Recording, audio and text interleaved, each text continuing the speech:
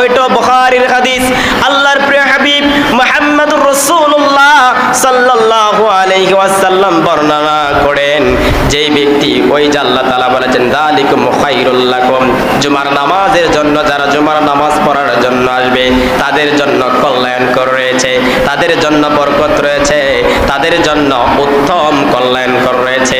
আমার নবী হাদিসে বর্ণনা করতেছেন, আল্লাহর হাবিব বলেন, যে ব্যক্তি জুমার দিন সুন্দর করে গোসল করার পরে উত্তম পোশাক পরিধান করে, পরিষ্কার পরিচ্ছন্ন পোশাক পরিধান করে, সুগন্ধি ব্যবহার করে মসজিদের দিকে রওনা হয়ে যায়, মসজিদে আসলো, মসজিদে প্রবেশ করার পরে যেই জায়গায় জায়গা পায়, যেখানেই জায়গা পায় ওইখানেই বসে যায়, পিছন থেকে সামনে আসে না, মানুষদেরকে ডিঙ্গায়া সামনে যায় না, দুইজনকে পাক করেও বসে না, যেখানে জায়গা পায় ওইখানেই বসে যায় এবং সুন্নত নফল ইবাদত করে।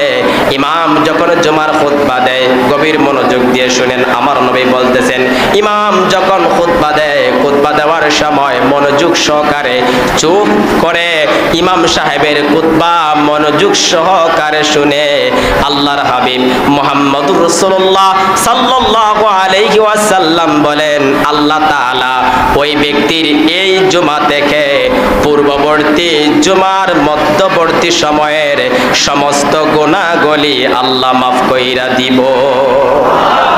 আর আওয়াজ দেয়া কন্যা সুবহানাল্লাহ। গভীর মনোযোগ, এই হাদিসটা গভীর মনোযোগ দিয়ে শুনতে হবে। কিন্তু আফসোসের বিষয়, আমরা এমন মুসলমান, জুমার নামাজ পড়ার জন্য মসজিদে আসছি, পিছনে আসছি, কিন্তু সামনের ডেঙ্গায় আসতেই হবে। কথা কোন ঠিক না ঠিক? কিন্তু আমার নবী নিষেধ করেছেন, আপনি আসলেন যেই জায়গায় জায়গা পান ওই জায়গায় বসে যান।